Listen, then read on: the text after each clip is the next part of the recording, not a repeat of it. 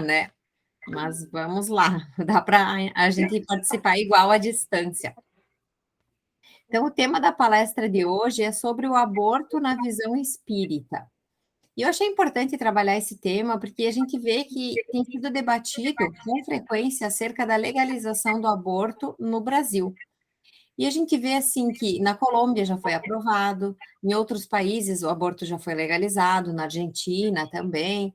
E esses dias eu vi até o Alberto Almeida que postou no Instagram dele uma notícia de que 7 parlamentares canadenses estavam se reunindo com o intuito de fazer com que fosse aprovado o aborto de crianças até o 7º dia de vida.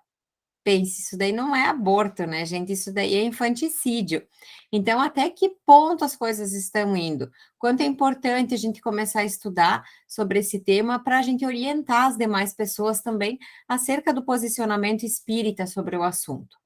E aqui no Brasil, o precedente que a gente tem é uma decisão de 2016 do STF que autoriza que uma mulher faça aborto até a 12ª semana de gestação. O STF ele não legisla, né? Não é uma lei que eles criaram. É, na verdade, uma decisão, só que quando eles decidem, abre precedente para que outras pessoas tomem a decisão semelhante àquela. Então, isso já nos assusta bastante. Que se uma pessoa pôde, pelos argumentos dela, daqui a pouco outras virão com o mesmo pedido. Na nossa legislação, eles aceitam, então, o aborto no caso de estupro e no caso de anencefalia. Como é que funciona no caso de estupro? A mulher, né, de repente sofreu essa violência e ela decide, engravidou e decide então que não quer ter o bebê. A legislação então permite que ela pratique o aborto, uma vez que não foi consensual o ato praticado que originou a criança. Agora, o que o Espiritismo pensa sobre o assunto? O Espiritismo também é contra o aborto nesses casos, porque seria miopia nossa, né? Nós pensarmos assim que a mulher hoje foi estuprada porque eventualmente ela foi um estuprador numa vida passada. Não é assim que funciona. Senão seria olho por olho, dente por dente, né? E a gente tem um Deus justo, soberanamente justo e bom. Então ele tenta fazer com que as coisas sejam consertadas através do amor. E é isso que acontece nesse caso. Vem a criança para interromper aquele ciclo de violência que existiu ali, e daí sim vir o amor pela mãe ao filho. E eu confesso para vocês que quando eu estudei isso na faculdade de Direito, bastante tempo atrás, né, eu achei que estava certo. Pensei, não, a mulher não consentiu com o ato sexual, foi uma violência contra ela. Então, se vier uma criança, acho que está certo ela tirar. Eu pensava assim. Aí, em seguida, eu virei espírita. E daí eu entendi o que o espiritismo estava explicando com isso, mas eu confesso que eu ficava sempre com uma pulga atrás da orelha. Pensava, mas será mesmo que a mulher não vai olhar para a criança e vai lembrar da violência? Até que a ficha caiu para mim. A ficha caiu para mim quando eu me tornei mãe. Aí eu consegui entender a real visão espírita sobre esse assunto. Porque quando a gente é mãe, a gente olha para aquela criança e esquece qualquer problema que tem, né? O amor que a mãe tem por um filho é tão grande, quando tu pega a criança no colo a primeira vez, aquela conexão entre mãe e filho é tão forte que eu tenho certeza que com o passar dos anos, com o decorrer do tempo, a mãe vai, não sei se esquecer, mas superar, esquecer acho que nunca esquece, mas superar aquela violência que ela sofreu e aquela criança vai ser o amor da vida dela para sempre. Então, por isso, quem sabe ela vai cuidar da mãe no futuro, né? Vai trazer o amor que ela tanto desejava. Enfim, a criança vai suprir a parte má que aconteceu no ato de violência. E o caso de anencefalia? O caso de anencefalia também é permitido pelo STF, desde que se comprove que a criança não é anencéfala, né? Não tem total parte do cérebro ou parte dele que ela não tenha. E daí eles prezam, segundo os nossos tribunais, pela mãe, no entendimento assim de que para que fazer a mulher sofrer os 9 meses, sabendo que em breve a criança vai desencarnar, né? A criança em breve vai morrer, então para que fazer a mãe sofrer tanto, criar aquela expectativa, enfim, autoriza, se ela quiser, o aborto. O espiritismo também é contra o aborto nesse caso. Por quê? Porque para nós espíritas, a gente aprende que as pessoas que hoje são anencéfalas são pessoas que em outra vida, invariavelmente, cometeram um suicídio. E o suicídio se deu de uma forma bruta, que acabou danificando, então, a caixa craniana. Às vezes é um tiro na cabeça, ou a pessoa pulou de um prédio e acabou esfacelando, enfim. O dano foi tão forte que acabou agredindo o perispírito dela. Então, ela precisa vir nessa vida como anencéfalo, até para o seu perispírito se reestruturar, e na próxima vida, então, ela conseguir vir sem nenhuma sequela, com o perispírito sem qualquer problema físico, né? E aí as pessoas se perguntam, mas e os pais? Por que os pais vão passar por isso, vão sofrer tanto, né? Porque imaginem a gente gerar a vida e ficar pouco tempo com a criança. Os pais, eles têm algum interesse nessa situação.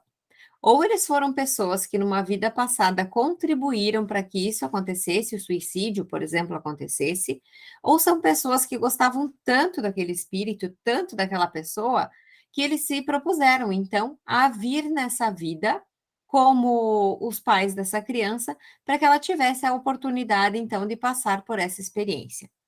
Eu não consigo dividir a tela minha aqui com vocês, senão ia mostrar para vocês, e peço que vocês olhem depois no YouTube. Eu Vitória, o nome do videozinho. É o videozinho de uma menina, que o nome dela é Vitória, pai dela Marcelo e a mãe Joana. E eles fizeram uma luta muito forte contra essa decisão do STF, no sentido de que queria legalizar o aborto anencefalo. Inclusive, levaram a menininha lá várias vezes, reuniam, né, as pessoas, os religiosos, para convencer as pessoas a serem contra o aborto de anencéfalos. E o ministro Marco Aurélio, na época, que foi quem votou a favor da medida, ele falou o seguinte, que para ele, dogmas religiosos não podem guiar decisões estatais, e que bebês com ausência parcial ou total do cérebro não têm vida. Então, eu convido vocês para, assim que terminar a palestra, vocês entrarem no YouTube e digitarem lá, Eu Vitória, e assista um pedacinho do videozinho dessa menina. Daí, como é que uma pessoa vai falar que não tem vida? Ela viveu cerca de 2 anos, cheia de amor, cheia de carinho dos pais. E se hoje a gente fosse perguntar para esses pais, né, que ela já desencarnou, o que eles preferiam? Ter abortado no início da gestação ou ter levado adiante como eles levaram e ter convivido esses 2 anos maravilhosos ao lado da filha? É claro que é a convivência com a filha, né? Então, não deixem de assistir o vídeo, uma pena que eu não posso mostrar aqui para vocês a fotinho dela. Que se eu não convenci vocês acerca do aborto de anencéfalos, o vídeo vai convencer, tenho certeza. Agora, outro argumento das pessoas que lutam sobre o aborto no Brasil, né, o intuito de liberar o aborto aqui no Brasil, é o fato de que várias pessoas fazem o aborto de forma clandestina, que pessoas com dinheiro fazem escondido e ninguém fica sabendo, enquanto as pessoas com uma situação financeira um pouco mais baixa acabam procurando essas clínicas clandestinas, uns açougues de plantão, né, já vamos dizer assim, para tirar o bebê, e acaba correndo risco à vida da mãe. Aí, a gente teve recentemente o aborto aprovado na Argentina, e infelizmente, a líder do movimento pró-aborto da Argentina, deixa eu procurar o nome dela aqui para falar para vocês. O nome dela é Maria del Valle González Lopes. Ela foi a primeira vítima do aborto legalizado na Argentina. Então, ela era líder da Juventude Radical de La Paz, movimento pró-aborto do país. Ela tinha 23 anos, estudava serviço social na Universidade de lá. Ela foi fazer o aborto e teve severas complicações. E o aborto, procedimento normal, legalizado, e ela acabou morrendo em virtude disso. Então, não quer dizer, né? As pessoas têm essa falsa ideia de que se for no hospital legalizado não vai acontecer nada. Não, cai por terra aqui. Dia 22 de abril agora foi que aconteceu o desencarne dela, da líder do movimento. Então, imaginem, né? Então, essa justificativa já cai por terra. Outras pessoas argumentam, principal, assim, é de que o corpo é da mulher e que ela decide o que ela quer fazer com o corpo dela. Então, ela decide se ela quer gerar uma vida ou não. E a gente pensa, tudo bem, né? O corpo é da mulher, ela faz com o corpo que ela bem entender. Então, se você gosta de tatuagem e você quer fazer tatuagem no teu corpo inteiro, se tatuar inteira, fechar, tudo bem, né? O corpo é teu, ninguém tem nada a ver com isso, e o problema é seu, ninguém tem que opinar, ninguém tem que fazer nada. O corpo é da mulher, ela faz com o corpo que bem entender. Ah, não é tatuagem que eu gosto. Eu quero ser, de repente, a mulher mais sarada do planeta Terra, né? Quero participar daquelas competições, enfim, fazer de tudo para ficar uma mulher toda musculosa. Tudo bem, tá fora daquele padrão que a gente costuma ver, mas tudo certo, o corpo é dela, ela faz o que ela bem entender e ninguém tem nada a ver com isso. Só vou fazer um parênteses, né? A gente vê, às vezes, na TV, essas mulheres super musculosas, né? E a gente sabe que elas não ficam assim só fazendo academia, né? Tem outras substânciazinhas ali. E então, se essas substâncias acabarem sobrecarregando o rim, coração, e eventualmente a mulher venha a desencarnar por causa disso, por algum problema de saúde que veio oriunda disso, é como se fosse um suicídio indireto, né? Ela acabou provocando a morte dela. Claro que tem profissionais nutricionistas muito bons que acompanham geralmente essas pessoas, mas tem gente que faz tudo meio à mercê. Então, pode acontecer da pessoa até desencarnar por isso, então, sim, ela será responsável. Agora, no tocante ao corpo, a gente tem que pensar que quando a mulher está grávida, tem o corpo dela e tem o corpo de outra pessoa ali dentro, certo? Tem o corpo do nenê. E não é porque ela é mãe que ela é dona do bebê que está ali dentro. Quem tem que decidir sobre a vida é Deus, não a mãe, né? Não é porque eu sou mãe que o bebê é minha propriedade e eu vou decidir sobre se ele vive ou se ele morre, de jeito nenhum. Quem decide sobre isso é Deus e a mãe não tem direito de fazer isso. Então, se a mulher está preocupada com o corpo, tem essa opção, não quero ser mãe, não quero ter filhos, tudo certo, né? Cada uma com a sua tarefa, com a sua missão aqui na Terra. Mas existem diversas outras formas para evitar a gravidez. Hoje em dia tem infinitos métodos, né, contraceptivos. Tem camisinha, tem a camisinha, tem o anticoncepcional, camisinha masculina e feminina, né? Tem o DIU, tem aqueles adesivos para as pessoas que esquecem, né, de tomar o anticoncepcional. Enfim, se a gente pesquisar, são diversos tipos para todo que é tipo, tem problema, tem dor de cabeça, então procura outro. Tem várias opções. Acontece que a encarnação começa no momento da concepção. Então, faço um alerta aqui sobre a pílula do dia seguinte, né? Porque ela pode ser tomada até 3 dias após o ato sexual.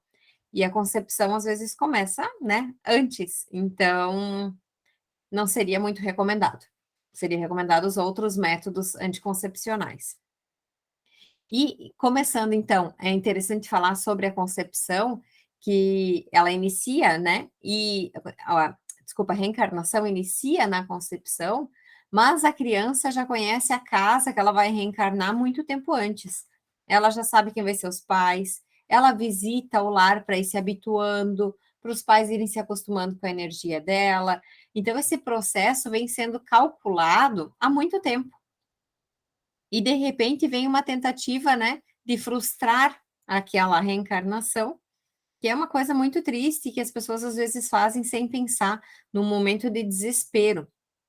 A Joana de Ângeles, que tem uma frase dela que fala o seguinte, que quando as legislações desvairiam e discriminam o aborto de anencéfalo, facilitando a sua aplicação, a sociedade toda caminha passos largos para a legitimação de todas as formas cruéis de abortamento. Então, começa com o anencéfalo, depois abre para os demais. E o anencéfalo já foi autorizado aqui no país, por isso que a gente precisa ficar atento e falar sobre esse assunto. Todos os recentes governos ditatoriais e arbitrários iniciaram as suas dominações extravagantes e terríveis, tornando o aborto legal e culminando na sucessão do tempo com os campos de extermínio de vida sobre o assodar dos mórbidos preconceitos de raça, de etnia, de religião, de política, de sociedade. Então a gente vê que o aborto ele abre portas para outros meios cruéis que podem vir por aí. Por isso que a gente precisa começar a cortar desde já. Agora, é interessante a gente falar também sobre as mães, né, que estão nesse processo, acabou de descobrir uma gravidez e fica em dúvida, meu Deus, o que eu vou fazer? Fica desesperada, especialmente as jovens, né? Começa a pensar, Qual que vai ser o meu futuro agora? O que que eu vou fazer da minha profissão, a minha vida, como é que vai ser? E é só a gente refletir um pouco e se acalmar nesse momento, nesse turbilhão, quando descobre uma gravidez, às vezes não planejada, e parar para ver os demais casos. Porque o que acontece com o futuro? Gente, o futuro não muda muito. Se você quer almejar uma carreira, uma profissão, você consegue. Pode atrasar um ano, de repente, ali quando o neném nasce, mas isso não vai interferir. Você imagina assim, a você com 60 anos. O que que mudou um ano a mais, um ano a menos na tua vida trabalhando? Nada, né? Ah, eu queria me formar com 25 anos e me formei com 26. Que diferença faz? Não faz diferença. Então, pode atrasar um pouquinho os sonhos, a carreira, a profissão, mas isso não muda nada no final das contas.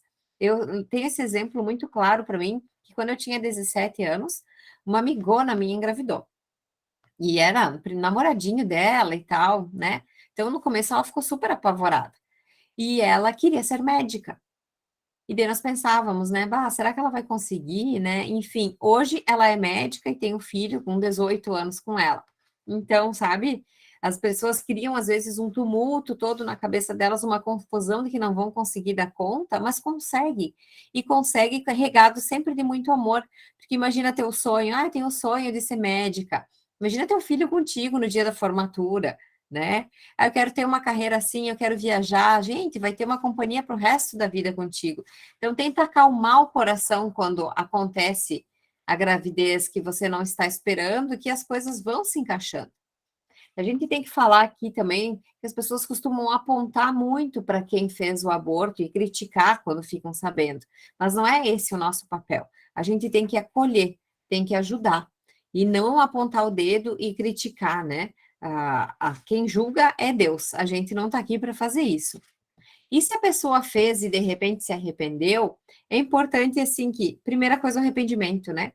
E depois que ela peça perdão para aquele espírito, porque ela frustrou a vinda dele para cá, né? Para que a vida dele consiga continuar e a sua também. E tentar manter o coração aberto, porque, como diz Divaldo, a soma do bem que eu faço anula o mal que eu fiz.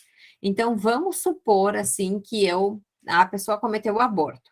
Aí ela estava aqui em cima a escala dela e pá, baixou uns 10 pontos na escala evolutiva ali dela, vamos dizer. Aí ela se arrepende, ela sobe um degrau. Aí ela pede perdão para o espírito, sobe mais um. Aí ela começa a fazer caridade no centro espírita, vai subindo. E é interessante que essas pessoas deveriam fazer caridade com crianças, né? Para ir se redimindo e ir se encaminhando nesse mesmo rumo. Vai servir um lanche numa escola carente, ajudar uma criança que, de repente, o filho da minha tata não entende matemática e eu vou bem. Então, eu vou lá ajudar ele. Tenta fazer trabalho voluntário, que certeza que o mal que você fez vai sendo anulado com o bem que você praticou. E um exemplo bem interessante dessa semana, que coincidiu com a palestra, não sei se vocês assistem, eu não assisto Globo, né? Mas ouvi falar depois da Cássia Kiss, que ela foi no programa da Fátima Bernardes, e ela contou que ela praticou aborto e hoje se arrepende muito disso. Porque isso, agora que ela está um pouco mais velha, ela olha para trás e vê, poxa vida, que diferença teria feito? Nenhuma, eu teria conseguido tudo que eu consegui com a criança junto comigo. Então, ela falou que toda vez que ela sabe de uma história de uma mulher que está querendo praticar aborto, ela vai atrás da mulher para fazer com que ela desista, para tentar convencer, para explicar. Ela é super católica, né? Então, eu até assisti um trechinho, procurem também se vocês tiverem interesse. Que é legal escutar alguém que passou por isso e hoje tem uma experiência diferente sobre o assunto, né? A gente tem que mencionar também a responsabilidade do homem, a gente está falando muito aqui da mulher, mas o pai da criança também é responsável e também sofre as consequências espirituais. Porque se a mulher optou em fazer o aborto, geralmente, né, provavelmente ela não teve o apoio do companheiro do pai da criança. Então, ele é tão responsável quanto, porque ele deveria ter oferecido apoio, carinho, falado: não, nós vamos encarar isso junto, vamos seguir, vou ajudar com pensão, enfim, vou ser um pai presente. Certamente daria forças para a mulher e faria com que ela mudasse de opinião em diversas vezes. Os pais de adolescentes também são duplamente, né, responsáveis, porque são duas crianças nesse caso, então não orientaram bem o filho, algumas vezes, nem sempre, né, mas às vezes, e ainda conduziram um adolescente para fazer o aborto em alguma clínica, em algum lugar. Então, eles também são responsáveis, e mais que isso, os médicos. Porque os médicos, quando fazem faculdade de medicina, fazem um juramento em favor da vida. E aí eles vão lá para praticar a morte, né? Então, eles são mais responsáveis ainda. Vocês podem ver, quem já leu o livro do Nosso Lar, do Chico, tem uma história de uma médica que está tentando se aproximar do nosso lar. E deles perguntam por que essa mulher está cheia de pintinhos pretos ao redor da cabeça dela. Eles falam que todas aquelas pintinhas pretas são crianças que ela fez o aborto enquanto ela era médica aqui na Terra. Então fica nessa perseguição, esse peso quando o médico pratica o aborto. É importante falar também para vocês sobre o aborto provocado, então, que ele causa uma frustração, uma perda de oportunidade reencarnatória para aquele espírito que estava por vir. Se ele for um espírito mais evoluído, ele vai perdoar, porque vai entender a situação que os pais estavam passando. Agora, se ele for um espírito moralmente imaturo, grandes possibilidades dele ficar com raiva, dele ficar com ódio e se tornar um perseguidor, um obsessor daqueles pais. Aí que entra muito a prece quando a pessoa se dá conta daquilo que fez e se arrepende, né? É importante para ambos os lados. Também temos o aborto natural e o aborto espontâneo, né? Ou aborto espontâneo, que é muito comum de acontecer, mais do que a gente imagina, especialmente nas primeiras semanas de gestação, né? O porquê que acontece o aborto espontâneo? Então, ele acontece geralmente geralmente não, são algumas opções, né? Mas a primeira delas, antipatia com membros da família, porque Deus é amoroso, então ele faz com que pessoas que às vezes a gente teve um débito numa vida passada, venham dessa vez na nossa família, para que através do amor a gente consiga resgatar e recuperar esse problema que a gente teve. Mas, de repente, eu estou vindo aqui para reencarnar e eu olho quem vai ser meu pai, por exemplo. Eu falo, esse cara, acho que não vai dar. Tenho muito problema com ele no passado, acho que a gente não vai se entender, eu não gosto dele, eu vou desistir. E recua. Então, acontece o aborto espontâneo. Outra possibilidade, quando é um espírito que foi abortado muitas vezes, ele acaba ficando inseguro, né? Se sente impossibilitado, então acontece o aborto espontâneo. Quando o espírito tem deformações físicas, então precisa, com uma prova, com uma expiação, de repente vir cego, por exemplo. E ele começa o processo reencarnatório e pensa: não vou dar conta disso. Não vou conseguir ter essa deficiência física, não vou superar, então acho melhor eu desistir. E recua, então a mãe acaba perdendo o bebê. Ou então por um bem comum, que é medo de nascer. A gente tem medo de morrer, né, quando está aqui. Mas os espíritos, antes de vir para cá, eles têm medo de nascer. Porque aqui é tipo uma prisão, né? O espírito lá estava livre, se deslocava, fazia o que bem entendia. E aqui a gente está restrito ao nosso corpo, com as provas, com tudo para passar. Então a gente tem essa falsa ideia de que aqui tá bom porque nós estamos aqui. Mas muitos têm medo de reencarnar. Então, quando a pessoa está pensando em engravidar, eu sempre recomendo que já comece a conversar com o espírito. Fala, ó, você que vai ser meu filho, estou te esperando de braços abertos, vou te apoiar, vou te ajudar em tudo que precisar, você é uma mãe presente, para ir dando confiança para essa criança, para ela conseguir reencarnar, né? E para as mães que perderam, eu sei que é uma dor, né? Uma dor bem doída, como diz uma amiga minha. É uma situação muito delicada, porque quando acontece, tira o chão da gente, né? Eu já passei por isso também uma vez. Então você cria uma expectativa de que vai dar tudo certo, que daqui a pouco tu vai ter teu bebê no colo e de repente, né, chega o médico e fala, ai, desculpa, mas não tem mais batimento cardíaco. Isso aí tira, né, o fôlego de qualquer mãe. Então, as mulheres que passam por isso, eu recomendo que tenham paciência, que tenham confiança em Deus, né? Tenham fé no futuro, que se aconteceu foi por algum motivo. Quando a gente está passando por isso, não é fácil, as pessoas vêm falar diversas coisas, né? Tipo, foi para o teu melhor, ainda bem que foi no começo, ou daqui a pouco você engravida de novo. E são frases que as pessoas falam para ajudar, mas que te machuca um pouco, né? Porque você queria aquele bebê. Mas, enfim, a pessoa tem que ter calma, serenidade, que quando for para ser, vai ser. Se a mãe quer ser mãe, invariavelmente ela vai conseguir. Às vezes não pelo método natural, né? A gente tem adoção aí também, que é bem interessante, mas um dia a coisa acontece, flui e a criança vai chegar na sua casa. Agora eu quero fazer umas perguntinhas para vocês, mas eu quero que vocês podem responder mentalmente, tá? Só um joguinho rápido aqui para ver o que vocês acham a respeito do assunto. Então vamos lá. O que vocês fariam se você tivesse 4 filhos? Teu primeiro filho morreu, teu segundo filho é surdo, o terceiro é mudo, o quarto está doente, você e seu marido estão com tuberculose e você descobre que está grávida. Você aborta ou não aborta a criança? A mãe do Mozart não abortou. Agora, outra situação. Você é uma senhora bem velhinha. Mãe do Mozart, não, mãe do Beethoven, desculpa, troquei os artistas aqui. Outra situação. Você é uma senhora e você teve vários filhos.